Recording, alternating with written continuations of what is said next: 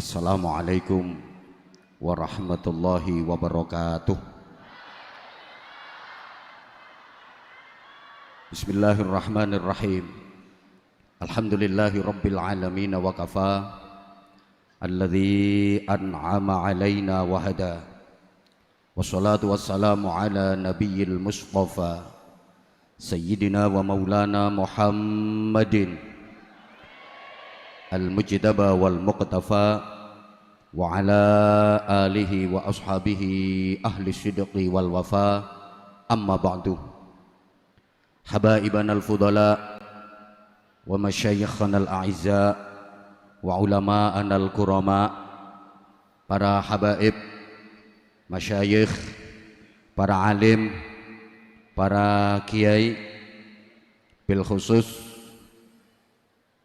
guru kita, murabbi kita, Fadilatul Habib Ali Zainal Abidin bin Segaf As-Segaf, yang semoga Allah senantiasa panjangkan usia beliau fi sihah wa afiyah, agar beliau bisa terus istiqamah membimbing kita untuk mencintai dan dicintai Rasulullah sallallahu alaihi wasallam serta menggapai syafaatnya. Yang sama-sama kita hormati, kita muliakan Ketua Umum Badan Wakaf Yayasan Unisula, Fadilatul Habib Hasan bin Toha Al-Munawwar, mata'anallah bituli hayatih wa nafa'anallah bi'ulumih wa adamallah karamahu fid dini wad dunya wal akhirah. Yang sama-sama kita cintai, kita hormati, kita banggakan Bapak Rektor Unisula, beliau Bapak Profesor Dr. Haji Gunarto SH MH,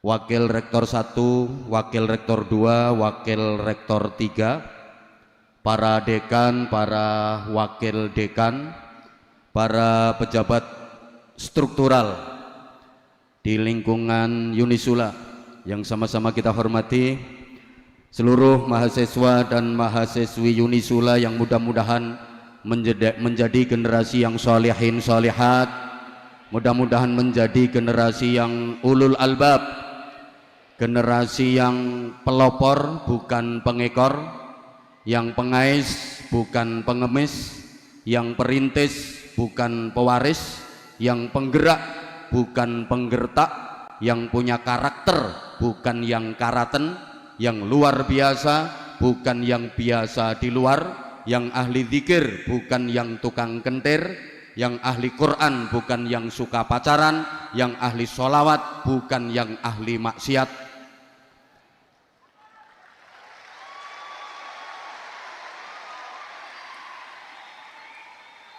Spesial saudara-saudara saya Zahir Mania yang tumplek-plek di auditorium Unisula, juga di seluruh Nusantara dan di seluruh belahan dunia dimanapun. Mudah-mudahan Allah senantiasa merahmati, memberkati dan meridhai kita semuanya. Para jamaah, dalam satu kesempatan hormat peringatan Maulid Rasulullah Muhammad sallallahu alaihi wa alihi wasallam, saya pernah ditanya oleh seorang kiai sepuh, "Ustadz, dalem yai, aku arep takon yang sampean." "Monggo yai." Gusti Allah iku saiki pas lagi opo? Jadi pertanyaannya itu, Allah itu sekarang pas lagi ngapain? Coba misalnya pertanyaan ini saya lempar ke penjenengan semua, Allah sekarang lagi ngapain? Kira-kira jawabannya gimana? Waktu itu saya menjawab, "Nggih, ngapunten Yai, kula mboten ngertos." Kemudian beliau dawuh, Sampeyan tak kandhani ya Ustaz. Gusti Allah iku saiki sholawatan. Innallaha wa malaikatahu yusholluna 'alan nabi.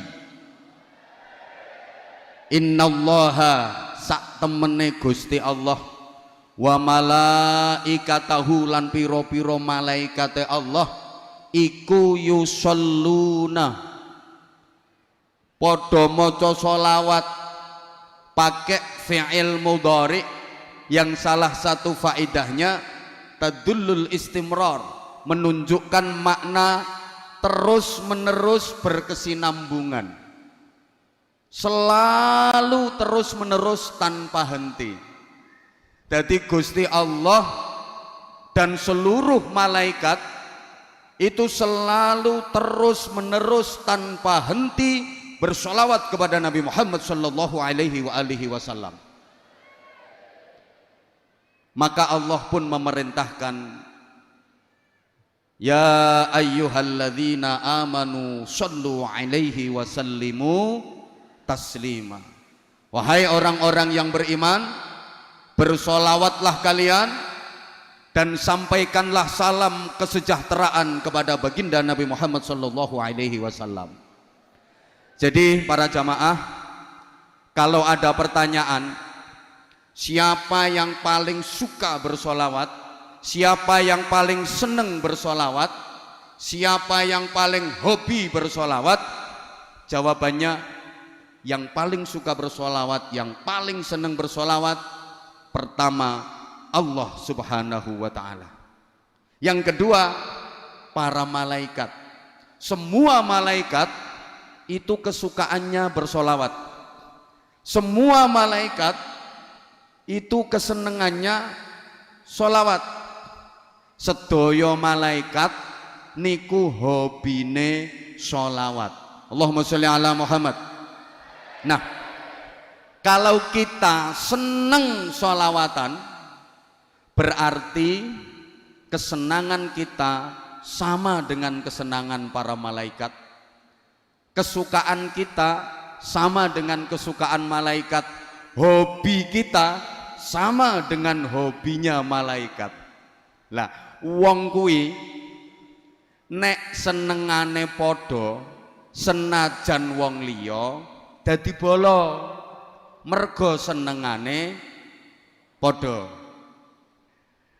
Saudara kandung tapi senengane kok ora padha, koyok wong liya. Ada saudara kandung, satu hobinya sholawatan, satu hobinya dangdut koploan, nggak nyambung, malih koyok wong liya. Orang lain tapi kalau hobinya sama, kesukaannya sama, dadi bolo. Allahumma sholli ala Muhammad. Ya. Namanya bolo kuwi nek ana apa-apa mesti mbelo. Arane bolo itu kalau ada masalah, kalau ada apa-apa mesti mbelo. Kalau kita bolone malaikat, ada kasus di kita, ada masalah di kita, mesti para malaikat akan membela kita. Para jamaah rahimakumullah, saya yakin panjenengan semua sudah akrab dengan sebuah hadis di mana ada 4 malaikat yang paling utama bertamu kepada baginda Rasulullah Muhammad sallallahu alaihi wasallam. Keempat malaikat itu adalah malaikat Jibril, malaikat Mikael, malaikat Israfil, dan malaikat Israel. Setelah mengucapkan salam, pertama malaikat Jibril matur, ya Rasulullah, siapapun dari umatmu yang banyak bersolawat kepadamu, sinten mawon umate panjenengan sing kathah maos solawat dateng panjenengan, Disebut kathah ini ada riwayat yang menyebutkan 10 kali setiap hari, tapi ada riwayat lain setiap hari minimal 100 kali. Maka aku berjanji ya Rasulullah, besok pada hari kiamat umatmu itu waktunya menguat. Apa menguat itu ya? Wayahe nguwat ning dhuwure neraka menuju ke surga kok ora wani. Mboten napa-napa Kanjeng Nabi, saya akan datang menuntunnya. Benjing ten akhirat umate panjenengan sing kathah mau sholawat dateng panjenengan, wayahe nguwat ning dhuwure neraka kok ora wani nguwat. Mboten napa-napa, badhe kula parani, kula tuntun, merga niku bala kula. Pancen bala iku ora ana barang abot. Allahumma sholli ala Muhammad. Bala kuwi sing angel dadi gampang, sing abot dadi enteng. Merga bala. Contoh, sampeyan iku umpama wong NU, seneng banget karo NU. Terus aman tepak dolan nang omahe wong, ning kono kok weruh ana gambar lambang NU. Mesti ati sampean ngomong, bala iki. Jenenge wonge sapa? Mbuh ra roh. Pokoke senengane padha berarti bala. Halo. Halo. Sampeyan semuanya zahir mania. Pas mlaku-mlaku ketok ana bocah nom nganggo jaket tulisane zahir mania. Bala iki. Ana wong loro tiba, sing siji wonge nganggo jaket zahir mania, siji nganggo jaket tulisane Ajinomoto. Mesti sing sampeyan tulungi dhisik sing nganggo jaket zahir mania, merga bala. Lah sampeyan lek seneng sholawatan dadi bolone malaikat, sok neng akhirat dibelani karo malaikat. Para jamaah, besok di akhirat itu ada acara nguwat. Ya ruwame ngono. Kabeh wajib nguwat. Gak nguwat digetaki malaikat. Ayo nguwat. Nang meneng ae. Nguwat. Yo. Sampean kok rawani nguwat, tapi sampean seneng sholawatan, tenang, malaikat Jibril akan datang. Diparani malaikat Jibril, "Dek, ayo nguwat, Dek. Wedi aku. Ayo nguwat tak tuntun. Aku lo wedi. Ayo tak gendong." Masya Allah, akhirnya digendong karo malaikat Jibril melintasi jembatan yang membentang di atas neraka menuju ke surga. Alhamdulillah. Kemudian malaikat Jibril, Mikail matur, "Ya Rasulullah, siapapun dari umatmu yang memperbanyak sholawat kepadamu," satu riwayat sehari 10 kali minimal, riwayat yang lain minimal sehari 100 kali. Saya ini malaikat Mikail. Malaikat Mikail itu tugasnya apa? Halo? Malaikat Mikail itu bagian apa? Bagi rizki. Jadi Mikail itu bagian konsumsi. Besok di mahsyar, ning ora-ora mahsyar, di mana jarak matahari dengan kepala cuma sejengkal, nggak ada makanan, nggak ada snack, nggak ada minuman. Semua orang kelaparan, kehausan bertahun-tahun.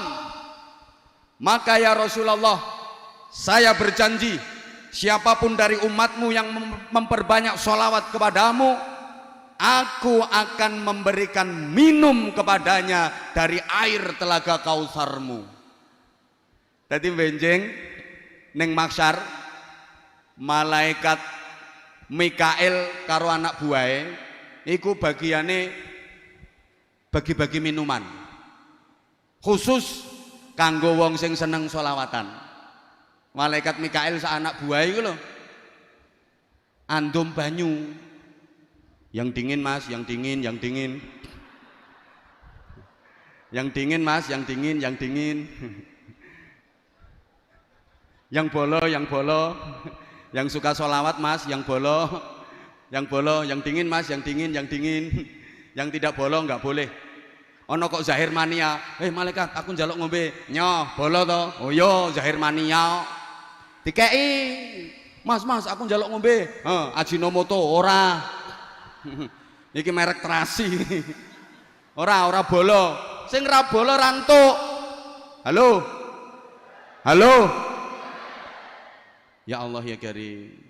Kalau orang itu sudah mendapat minum air dari telaga Kautsar itu, meskipun cuma seteguk, selamanya nggak akan pernah merasa dahaga, selamanya nggak akan pernah merasa lapar, dan itu pertanda bahwa dia termasuk ahli surga.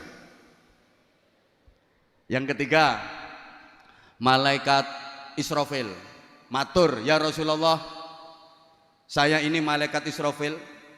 Siapapun dari umatmu yang memperbanyak sholawat kepadamu, kalau dia mati sementara masih banyak dosa-dosanya yang belum diampuni, aku akan bersujud kepada Allah memohonkan ampun atas dosa-dosanya, dan aku tidak akan mengangkat kepalaku dari sujud sebelum dosa-dosanya diampuni oleh Allah. Masya Allah. Terus malaikat Israel, ini malaikat Israel matur, ya Rasulullah, umatmu yang memperbanyak sholawat kepadamu adalah boloku ya Rasulullah. Aku ini tugasnya mencabut nyawa, maka umatmu yang memperbanyak sholawat kepadamu, besok waktu nazak aku akan mencabut rohnya seperti aku mencabut roh para nabi dan para rasul. Artinya aku akan mencabut rohnya dengan halus. Jadi malaikat Israel nek njabut nyawane wong sing ahli sholawat iku garapane halus. Guyumu kok kaya gak percaya ngono mudun. Njabutno nyawa kuwi ana sing garapane halus, ana sing garapane kasar. Sing seneng sholawatan digarap halus, sing gak seneng sholawatan apa maneh bid'ah-bid'ahno sholawatan titenono. Dikidolanan karo Israel, ditarik srek balik noneh srok, tarik sret balik neh srok, melet ra karuan. Ben wonge krungu ya bene. Allahumma sholli ala Muhammad. Dadi ngapunten ya, njabutno nyawa iku ana sing halus ana sing kasar. Kok njabutno nyawa, njabutno untu lho. Ana sing halus ana sing kasar. Saya ingat dulu waktu masih di pondok, saya 13 tahun di Gresik, di tanah tumpah darahnya Habibidin. Jadi saya ini juga produk Gresik seperti beliau, di samping di Langitan dan di beberapa pesantren yang lain.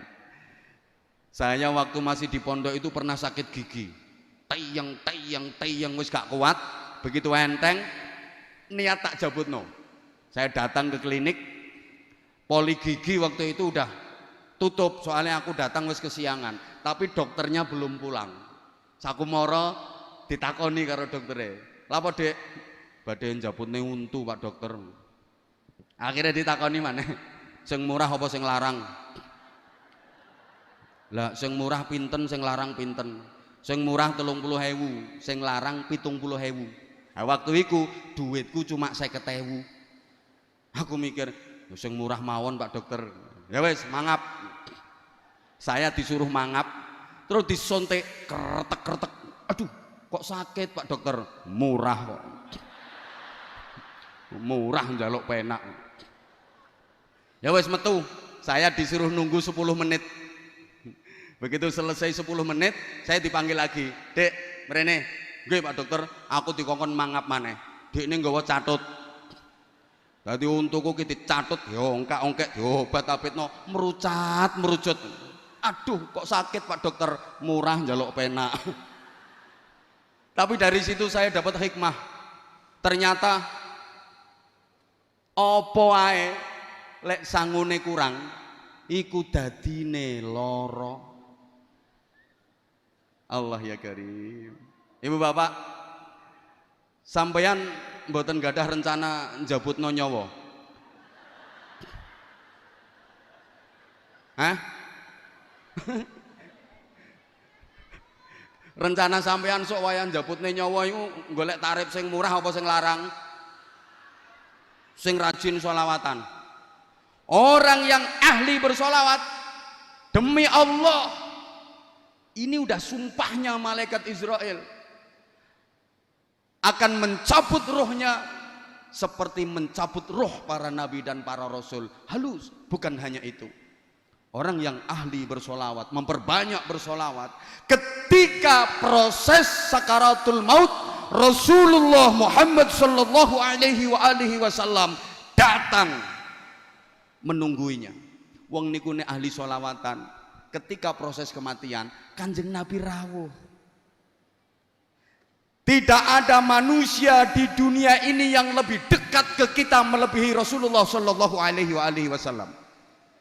Bapak kandung, ibu kandung itu katanya paling dekat, masih kalah dekat dengan Rasulullah. Saking sayangnya Rasulullah sama umatnya, saking cintanya Rasulullah sama umatnya. Kalau kita jadi orang baik, kalau kita jadi orang yang sering memperbanyak sholawat kepada Rasulullah, ketika nanti kita mati, Rasulullah hadir menjemput roh kita. Allahumma sholli ala Muhammad. Kalau udah dibawa sama Rasulullah, kemudian kita digandeng sama Rasulullah, diajak sowan ngadep ngersane Gusti Allah. Ketahuilah para jamaah, kita nggak akan pernah bisa sampai kepada Allah tanpa melalui Rasulullah Shallallahu Alaihi Wasallam. Makanya dalam sholawat ada satu, anta babullah ya Rasulullah ya sanadi, anta babullah mu'tamadi, ya Rasulullah ya sanadi, anta babullahi mu'tamadi. Udah enggak tak terus nih, engko nek Habib Bidin kalah saingan.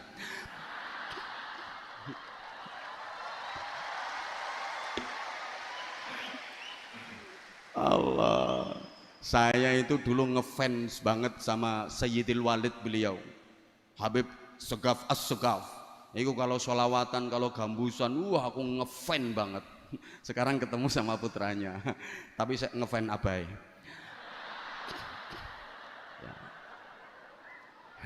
Ya, karena beliau bisa seperti ini, ya itu barokahnya dari abahnya, barokahnya dari mbahnya. Kalau beliau ya belum. Artinya belum sampai pada level abahnya dan mbahnya, tapi insya Allah ini udah proses. Cuman ya hati-hati, zahir mania itu banyak harim-harim yang gitu-gitu, hati-hati. Itu sing garai rasido dadi wali ya perkara jilbab-jilbab iku sing garai.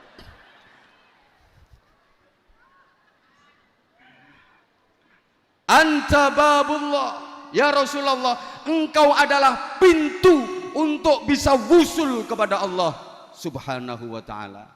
Jadi lek melalui rekomendasi nih Kanjeng Nabi, kita nggak akan pernah bisa sampai kepada Allah. Allahumma sholli ala Muhammad. Nanti kalau Rasulullah yang menuntun kita sowan kepada Allah, Allah akan menyambut kita dengan senang. Kenapa? Karena yang membawa kita adalah kekasih Allah, Kanjeng Nabi Muhammad sallallahu alaihi wasallam. Terus sampean kok dikudang-kudang ambek Gusti Allah, indah banget kudangannya Allah. Ya ayyatuhan nafsul mutmainnah, irji'i ila rabbiki radiyatan mardiyah, fadkhuli fi ibadi wadkhuli jannati.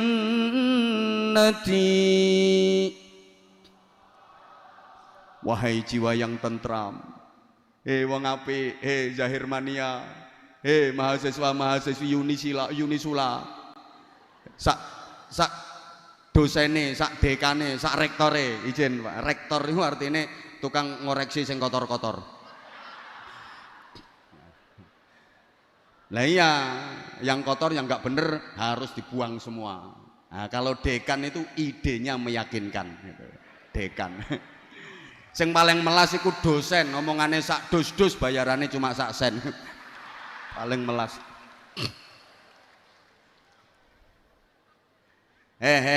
Wong apik mrene moro bali nang pangeranmu. Yo aku iki pangeranmu. Kembalilah kepada Tuhanmu.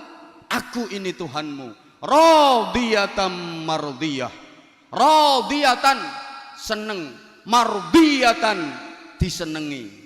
Jadi kula sampeyan sowan Allah seneng, Allah sing kita sowani seneng, seneng ketemu seneng. Ini puncak kenikmatan dan kebahagiaan. Makanya dikatakan al mautu tamamun nikmah.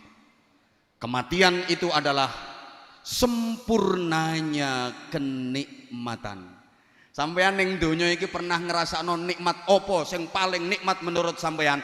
Enggak ada apa-apanya dibanding nikmatnya kematian. Al mautu tuhfatul mukmin kata Rasulullah.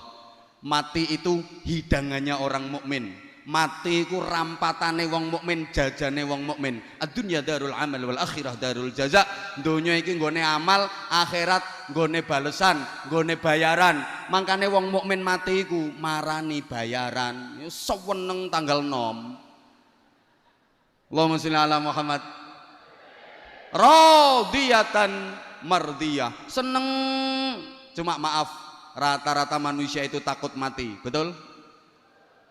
Kok enggak jawab? Rata-rata manusia itu takut mati, betul? Ora apa-apa. Jangankan kita, putri tercinta Rasulullah Muhammad sallallahu alaihi wasallam, Sayyidah Fatimah, itu udah dibisiki sama Rasulullah.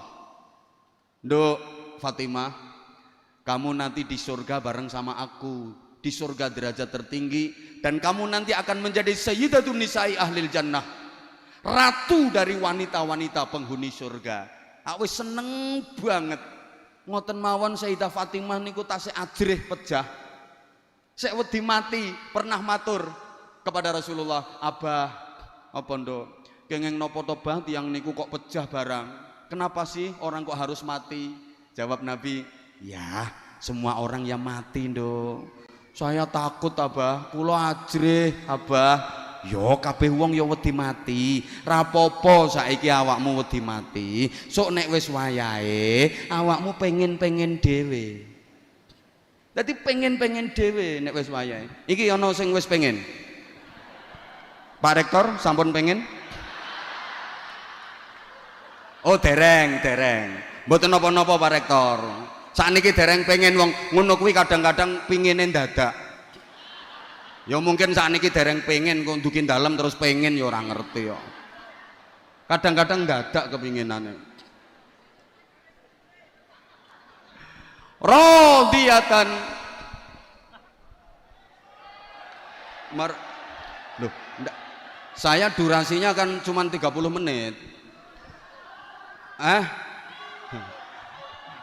Oh, Habibnya minta lanjut. Ini kalau waktunya ditambah namanya lembur, Bet. Jadi kalau lembur itu ada hitungannya sendiri. Jadi radiyatan mardiyah, seneng dan disenengi.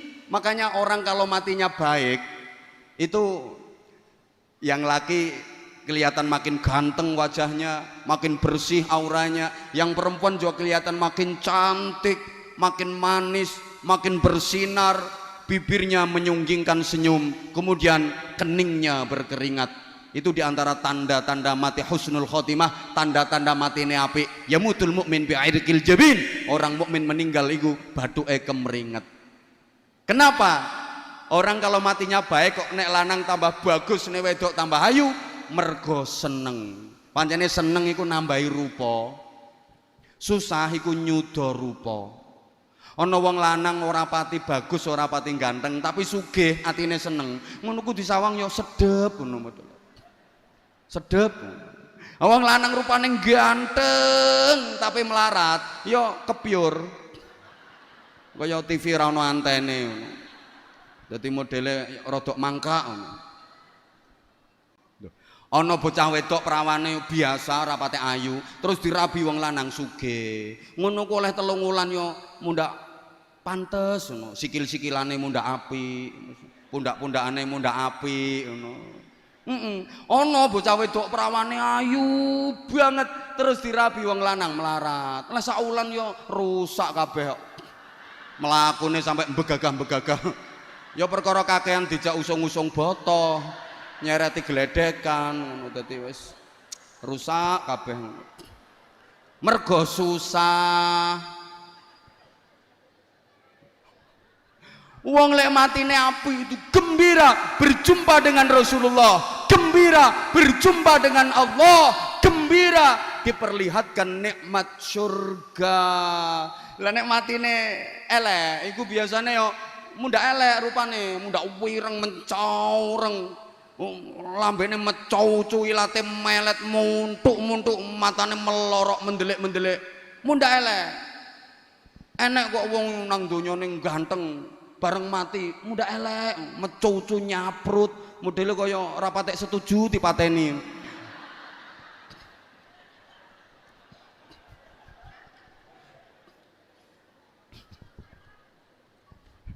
Allahumma sholli ala Muhammad. Fadkhuli fi ibadi, masuklah kamu ke dalam jamaah hamba-hambaku. Siapa yang dimaksud ibadi? Minan nabiyyin was-siddiqin was-syuhada was-shalihin. Orang-orang yang ahli bersolawat, dicintai Rasulullah, baru di alam barzah udah disuruh menuju ke surga barzah, dikumpulkan bersama para rasul, para nabi, para siddiqin, para syuhada dan orang-orang solih, ditempatkan di raudhatun min riyadil jannah. Allahumma ja'alna minhum, amin Allahumma. Saweneng wis manggon ning taman-taman swarga. Apa maneh nang mati sak bojone wis padha matine nang padha apike. Ya saweneng ning taman-taman swarga, godak-godakan ngono ya. Gulung-gulung kaya film India ngono. Karenanya momentum peringatan tahun baru 1444 Hijriah, mari kita gunakan untuk melakukan perbaikan menuju kebaikan untuk meraih yang terbaik. Saya ulang, mari kita gunakan momentum tahun baru 1444 Hijriah ini untuk terus melakukan perbaikan menuju kebaikan untuk meraih yang terbaik. Allahumma sholli ala Muhammad. Allahumma sholli ala Muhammad. Para jamaah, untuk mendapatkan target itu kita harus berhijrah. Hijrah itu secara umum ada 2. Ada hijrah makaniyah, ada hijrah ma'nawiyah. Hijrah makaniyah itu hijrah dalam artian berpindah, hijrah tempat, hijrah dalam arti berpindah. Sedangkan hijrah ma'nawiyah itu hijrah sifat, hijrah dalam artian berubah. Ringkes-ringkes saja. Kalau hijrah makaniyah kita tahu Rasulullah berpindah meninggalkan Makkah menuju Madinah. Maka syaratnya hijrah makaniyah itu harus ada yang ditinggalkan dan harus ada yang dituju. Dua-duanya harus ada. Ada yang ditinggalkan dan ada yang dituju. Itu hijrah. Ada yang ditinggalkan tapi nggak ada yang dituju, itu bukan hijrah, namanya minggat. Lah iya toh. Ada yang dituju tapi nggak ada yang ditinggalkan, juga bukan hijrah, namanya ngelamun. Kok gak pati cerdas ya kita wong-wongane. Nah, kalau hijrah ma'nawiyah, hijrah sifat itu banyak. Ada hijrah i'tiqadiyah, ada hijrah khuluqiyah, ada hijrah syu'uriyah. Ini kapan-kapan kalau saya diundang lagi sama Pak Rektor tak uraikan secara jelas. Iki Loh, ini marketingnya wong pengajian biar penasaran. Nek tak sampai no kabeh saiki gak diundang meneh kok. Oke, gini. Rasulullah menghijrahkan manusia dari jahiliyah menuju Islamiyah. Secara umum seperti itu dulu. Kenapa sih Rasulullah harus berhijrah? Apa perjuangan di Makkah beliau nggak berhasil? Jawabannya berhasil banget. Jadi salah besar kalau ada yang bilang fase dakwah di Makkah selama 13 tahun Rasulullah tidak berhasil. Salah besar. Sangat-sangat berhasil. Fase dakwah di Makkah 13 tahun itu orientasi dakwahnya Rasulullah adalah menanamkan iman dan menguatkan akidah. Maka ayat-ayat Al-Quran yang turun di Makkah yang kita kenal dengan ayat Makkiyah itu mayoritas berbicara soal iman, mayoritas bahas akidah, termasuk juz amma yang saya yakin seluruh jamaah banyak yang hafal, juz 30. Tapi kalau 30 juz, kalau juz 30 banyak yang hafal. Kalau 30 juz ya sampean paling ya juz apel, juz mangga, juz alpukat, juz nanas itu. Allahumma sholli ala Muhammad. Juz amma itu 95% makiyah. Maka yang dibicarakan di juz amma itu mayoritas tentang keimanan, tentang akidah. Itu 13 tahun Rasulullah berjuang menanamkan iman, mengokohkan akidah. Berhasil apa enggak? Berhasil banget. Coba baca dalam sejarah. Orang-orang yang sudah masuk Islam, orang-orang yang sudah menjadi pengikut Rasulullah Muhammad sallallahu alaihi wasallam sangat teguh dalam memegang keimanannya. Contoh, sahabat Bilal bin Rabah radhiyallahu taala anhu. Ketika beliau masih menjadi budak, beliau iman kepada Rasulullah, beliau mengikuti Rasulullah. Ketahuan nama majikannya, diancam sama majikannya, Bilal, kamu jadi pengikutnya Muhammad ya? Iya, kenapa? Tak hukum kamu, keluar kamu. Kalau kamu mau kembali kepada agama lama, kamu nggak akan aku hukum. Tapi kalau kamu tetap mengikuti ajaran Muhammad itu, akan aku siksa kamu. Jawabannya apa? Silahkan kalau mau disiksa.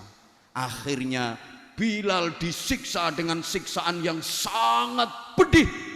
Diikat, ditelentangkan di padang pasir dalam terik panas matahari yang membakar, atas panas matahari yang membakar, bawah panas bebatuan dan pasir yang luar biasa, ditelentangkan, diikat. Bukan cuman itu, dada Bilal dijereti. Apa dijereti itu? Diberui loh, batu yang sangat besar, jeret. Bilal hanya berucap ahad. Dijerati meneh, jeret, ahad. Dia baru bisa mengucap ahad, ahad. Maksudnya kul huwallahu ahad. Cerai neng aku yo tak ulangi, Bilal, kul huwaile.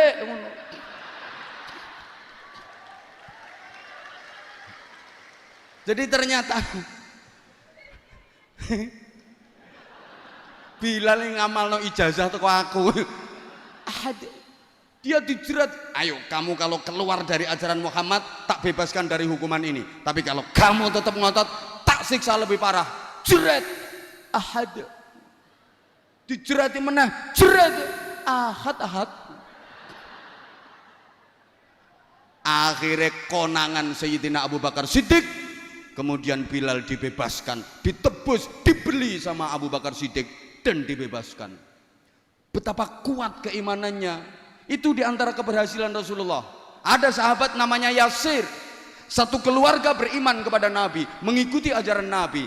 Dia diintimidasi sama masyarakatnya. Yasir, kamu sekeluarga kalau tetap mengikuti ajaran Muhammad akan kami bunuh kamu sekeluarga. Apa kata Yasir? Silahkan, kematian lebih aku sukai asal dalam iman dan diridhoi Allah.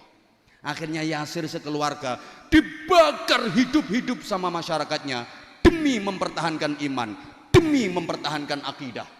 Belum lagi seorang sahabiah yang namanya Sumayyah. Ini wanita pertama yang jadi syahid dalam Islam, syahidah dalam Islam. Wanita pertama yang mati syahid dalam Islam namanya Sumayyah. Dia ketahuan masyarakatnya jadi pengikut Nabi Muhammad, imannya kuat. Akhirnya dihukum oleh masyarakatnya dengan hukuman yang tidak berperi kemanusiaan. Diikat pakai rantai, kaki kiri, tangan kiri diikat pakai rantai, kemudian rantai itu diikatkan lagi ke kuda. Kudanya dicambuki supaya lari kenceng ke arah kiri. Demikian pula kaki kanan sama tangan kanannya diikat kuat pakai rantai. Rantai itu diikatkan ke kuda. Kudanya dicambuk keras sehingga kuda itu lari kenceng ke arah kanan. Kuda yang dari kiri lari kenceng ke arah kiri. Kuda yang narik dari kanan lari kenceng ke arah kanan. Akhirnya tubuh Sumayyah terbelah jadi dua. Krak. Sama ora usah mbayangke sing suwe apane. Masya Allah. Loh, itu diantara keberhasilan dakwah Nabi di Makkah. Jadi nggak bener kalau ada yang bilang Nabi di Makkah nggak berhasil. Kenapa kalau di Makkah udah berhasil, kok diperintah Allah hijrah ke Madinah? Allahumma sholli ala Muhammad. Gini Bapak Ibu para jamaah, agama itu bukan hanya vertikal, bukan hanya mahdhah yang dalam hubungannya dengan Allah Subhanahu wa taala saja. Tapi agama itu juga horizontal, mengatur hubungan dengan sesama manusia, bahkan hubungan dengan lingkungan. Ini juga bagian dari agama. Lah di Makkah waktu itu, untuk bisa menjalin komunikasi sosial, membangun hubungan sosial kemasyarakatan yang baik, susah, sulit, karena Rasulullah selalu diancam, diintimidasi. Jangankan bersosial, jangankan bikin acara semacam ini, Rasulullah ngajar ngaji aja sembunyi-sembunyi di rumahnya sahabat Arqam yang dikenal dengan Darul Arqam, karena selalu diancam dan diintimidasi oleh pembesar-pembesar Quraisy. Ada Abu Sufyan, Abu Jahal, Abu Lahab, waktu itu Abu Gosok urung ono. Jadi sulit untuk membangun hubungan sosial yang baik. Maka Rasulullah diperintah Allah untuk hijrah ke Yathrib. Waktu itu namanya Yathrib. Nah, ketika di Yathrib baru Rasulullah membangun komunitas masyarakat. Semua komponen dan semua elemen dilibatkan oleh Rasulullah, diajak gabung oleh Rasulullah, diajak duduk bersama oleh Rasulullah untuk membentuk komunitas masyarakat. Kalau coro saiki yo pemerintahan, yang leadershipnya langsung Rasulullah Shallallahu Alaihi Wasallam. Allahumma sholli ala Muhammad. Jadi Rasulullah iku yo nabi, pendakwah. Rasulullah iku yo bakul, pedagang ulung. Maaf, Sayyidah Khadijah terpikat, terpesona dan jatuh cinta sama Rasulullah itu karena memang Rasulullah itu jujur, Rasulullah berakhlak mulia, Rasulullah ganteng, dan Rasulullah adalah pedagang sukses. Jadi jangan salah ya, jangan dikira Rasulullah nikah Sayyidah Khadijah yang usianya lebih tua karena Sayyidah Khadijah janda kaya raya. Memang Sayyidah Khadijah janda kaya raya, tapi bukan karena itu Rasulullah menikah Sayyidah Khadijah. Rasulullah waktu menikah dengan Sayyidah Khadijah, Rasulullah juga kaya raya. Rasulullah udah sukses dalam berdagang. Bayangkan, maharnya Rasulullah nikah sama Sayyidah Khadijah itu 200 ekor unta merah. Unta merah itu unta yang harganya paling mahal. Kalau sekarang kira-kira 50 juta. 50 juta kali 200, 10 miliar. Kanjeng Nabi nikah Sayyidah Khadijah itu mas kawine 10 miliar. Gak kaya Semarang 50.000 sak legreke. Halo. Rasulullah juga jenderal. 27 kali Rasulullah berada di garis terdepan memimpin pasukan perang. Rasulullah itu insan kamil, sempurna, sehingga beliau menjadi uswatun hasanah. Nah, dalam membentuk pemerintahan, membentuk komunitas masyarakat, semua komponen dilibatkan oleh Rasulullah. Bukan yang beragama Islam saja, yang non muslim pun, yang Nasrani, yang Yahudi, yang Majusi juga diajak duduk bersama, bermusyawarah, membuat kesepakatan, sehingga kita kenal ada piagam Madinah. Allahumma sholli ala Muhammad. Nah, setelah bikin piagam Madinah itu Rasulullah bersabda gini, siapapun orang Islam yang membunuh non muslim yang berada dalam lindungan piagam Madinah ini, haram baginya mencium bau surga. Betapa Rasulullah sangat menghargai. Halo, ki paham tak gak atau tidak bahasan model kayak gini? Paham nggih? Paham nggih? Itu saja yang saya sampaikan. Luwe sak jam kurang yang ngundang meneh. Nah, yang yang terpenting 5 menit tak imbui. Lembur. Nah, iya. Halo. Halo. Nah, berikutnya tahun baru kita menatap ke depan. Bicara soal masa depan, kita tahu masa depan itu ada dua, ada masa depan ukhrawi, ada masa depan duniawi. Ada masa depan fit dunya, ada masa depan fil akhirah. Umumnya kalau diajak bicara masa depan, kita lebih fokus masa depan yang dunia. Betul? Betul?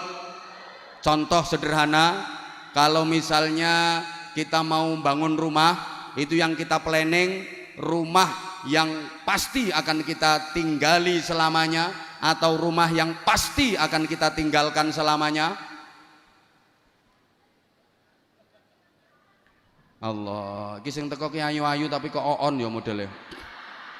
Sampeyan misalnya arep bangun omah lho, sing sampean pikir iku omah sing arep dinggoni selawase, omah swarga, apa omah sing arep ditinggalne selawase, omah donya? Mbel gedes. Oke, harusnya dua-duanya. Ya wes, dua-duanya. Rumah yang akan kita tinggalkan selamanya, rumah dunia, ya kita pikirkan. Rumah yang akan kita tinggali selamanya, rumah yang di surga, juga harus kita pikirkan. Cuma saya nanya dulu, dijawab. Rumah dunia sama rumah surga lebih bagus mana? Surga. Lebih indah mana? Surga. Lebih megah mana? Surga. Lebih mewah mana? Surga. Lebih lux mana? Surga. Lebih eksklusif rumah mana? Surga. Cuma anggaranmu lebih banyak mana?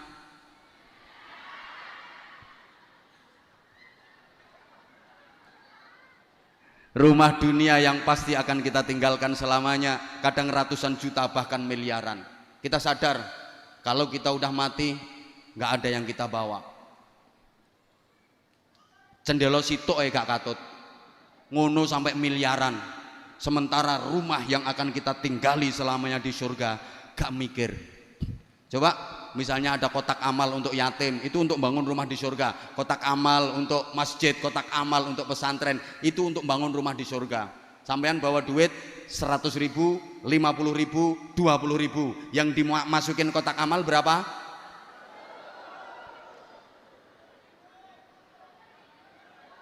Rongewu. Wong pilihane loh, sampean bawa duit 100 ribu, 50 ribu, 20 ribu, yang dimasukin kotak amal berapa? Rongewu. Rongewu nggo bangun omah, entuk paku siji nyublesi bokongmu. Itu kita. Halo. Makanya tadi pagi saya sampaikan, kalau dihadapkan pada pilihan dunia akhirat, pasti kita lebih memilih dunia. Bal tu'thirunal hayatat. Pegang duit 100 ribu, ditawari akhirat santunan yatim, tiketnya 100 ribu. Terus ada tawaran dunia, tiket pertandingan sepak bola, PSIS Semarang melawan Manchester United.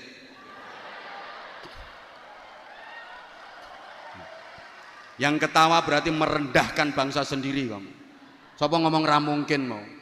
Lah siapa tahu nanti PSIS Semarang iso ngalahne MU kok ya.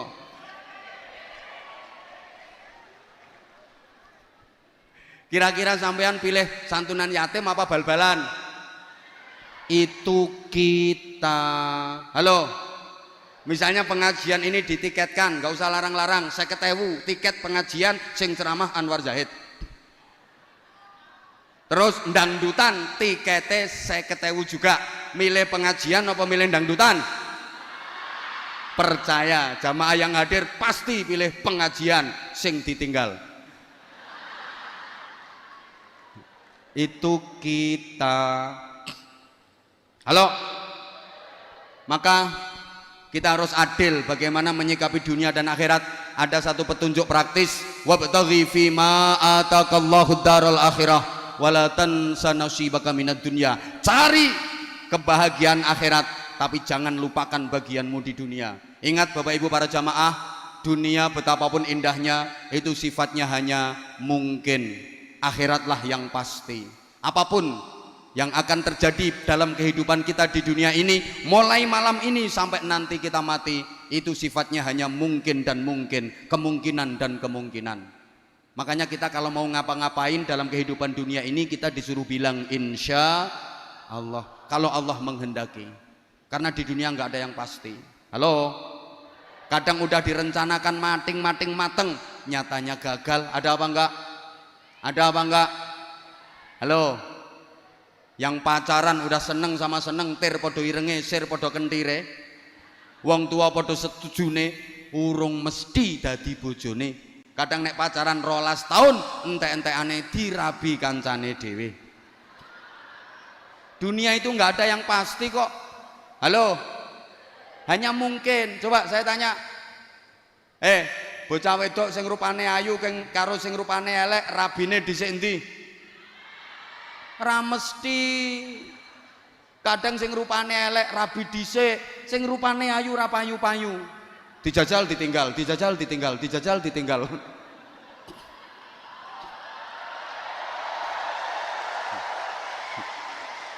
Kayak sing keplok buanter kayak gelek njajal kayak. Dunia kok. Halo. Kadang udah suka sama suka pacaran, bisa jadi suami istri tapi belum pasti bahagia. Walaupun dulu waktu pacaran sudah seia sekata, sevisi semisi, sehidup semati. Semboyane ae, aku tahu apa yang ada di hatimu, engkau pun tahu apa yang ada di hatiku. Sehingga aku tahu apa yang kau mau, engkau pun tahu apa yang ku mau. Begitu nikah belum tentu bahagia. Kadang-kadang indahnya hanya di permulaan saja, ketika masih dianggap sebagai bulan madu. Setelah itu yang datang bulan-bulan empedu.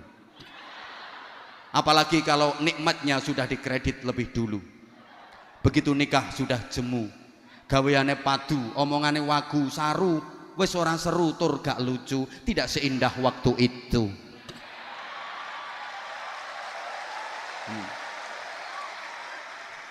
Apalagi ibu-ibu, kalau anaknya sudah 7 kelihatan layu. Disawang luweh ayu pembantu. Katik wis ora duwe untu, akhirnya masang gigi palsu, dike omong adep-adepan abape mampu. Dunia kok. Woi. Woi. Nggak ada yang pasti. Ngapunten, mungkin dan mungkin saja. Ada orang lama pengen punya rumah, begitu bisa bangun rumah, ternyata dia nggak bisa menempati rumah itu. Makanya maaf, akhirat itu yang pasti. Mati pasti, hidup lagi sesudah mati pasti, adanya surga dan neraka pasti. Siapa yang masuk surga pasti mulia, pasti bahagia. Siapa yang masuk neraka pasti hina, pasti sengsara, pasti menderita. Kalau dunia itu sawang sinawang, kono nyawang kene penak, kene nyawang kono penak, jare kono penak kene, jare kene penak kono, jare kae penak iki, jare iki penak kae. Itu dunia. Maaf, sampeyan-sampeyan nyawang wong sing profesine kaya aku ngene iki, menurut sampeyan penak napa mboten? Munggah gentenono, ayo. Ayo kan. Nyoh mike nyoh.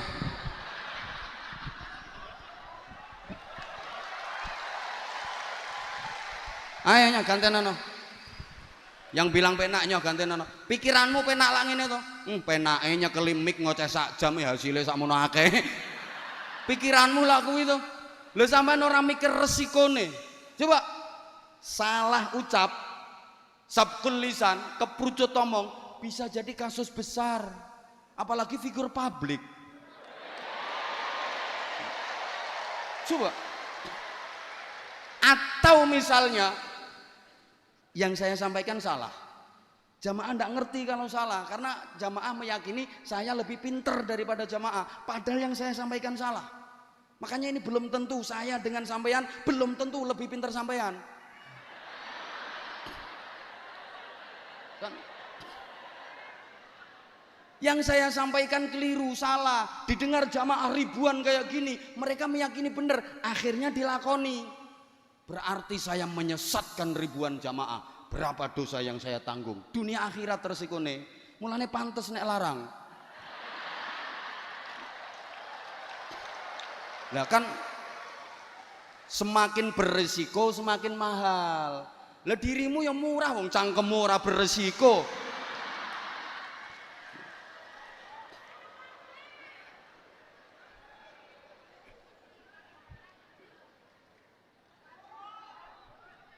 Maaf, lah saya sama Habib Bidin ini bisa jadi kata Habib Bidin enak Anwar Zahid itu ngatuk ngoceh sediluk tok.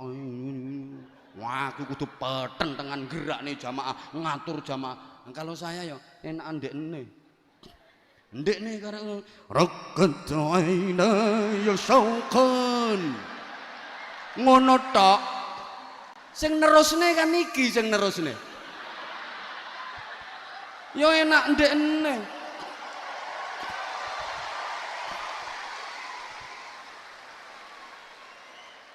Aku iso.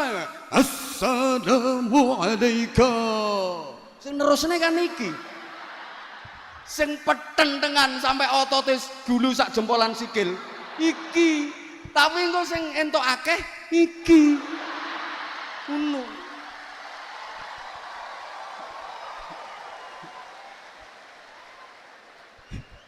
Ini dunia sawang sinawang. Kadang sing numpak Mercy Brebes Mili, sing numpak becak iso lincak-lincak, sing turu hotel tengel-tengel, sing turu gerdung guyang-guyu, sing mangan sate tele-tele, sing mangan gereh iso mendeh-mendeh. Ini dunia. Makanya kalau di dunia orang miskin wani ngece wong sugih. Alah, orang mesti dadi wong sugih luwih enak timbang wong melarat. Emang iya? Orang mesti turuno spring bed luwih nikmat timbangane turuno pring kriat. Kadang turuno spring bed mentul-mentul, mendut-mendut, harganya 500 juta, tapi ngipine diuber-uber gendruwo. Turuno pring kriat, galer geger kecantol paku, tapi ngipine mlebu restoran. Wah. Mangan menu lengkap, ngombene es degan seruput ngelilir, iler. Tapi kan nikmat turune. Ayo, loh, wong melarat wani ngece wong sugih di dunia ini.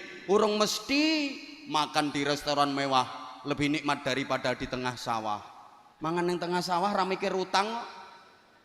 Wong desa-desa wong tani-tani mangan ning tengah sawah, lawoe cuma sambel tok lho, iso entek-entekan. Turah sambele tambah segone, turah segone tambah sambele, turah sambele tambah segone. Masya Allah, lawo yang tak ciduk kelinet campur uget-uget nih dikampleng lho ora krasa. Lho iki sing dadi rektor iki.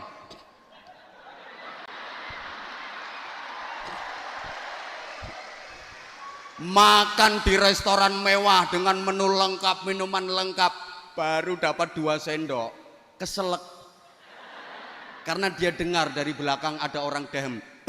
Lah suarane sing dem persis wong sing diutangi. Kaget.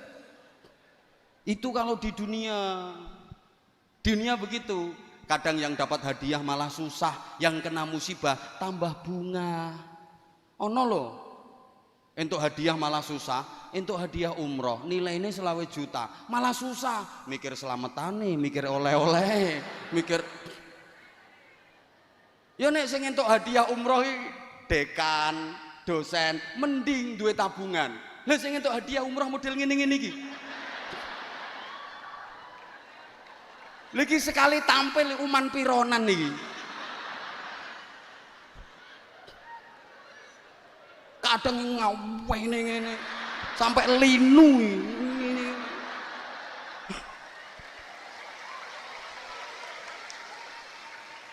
Ini dapat hadiah umroh malah mumet ndase. Gitu loh. Kadang sing kena musibah malah bunga. Ono tonggoku kena musibah banjir, bunga untuk bantuan sembako, untuk mie. Di syuting wartawan mlebu TV dada mbek guyu-guyu. Ini dunia. Loh ya. Tapi kalau di akhirat pasti surga, pasti nikmat, pasti bahagia, neraka pasti hina, pasti sengsara. Makanya masuk neraka enggak mungkin berani menghina yang di surga. Mlebu neraka gak kira wani ngece sing nang swarga. Alah urung mesti nang swarga luwih enak timbang nang neraka. Nang neraka panas ora apa-apa kawitane panas. Suwe-suwe biasa lek wis adaptasi ngono. Neraka adaptasi. Udah, matur suwun. Assalamualaikum warahmatullahi wabarakatuh.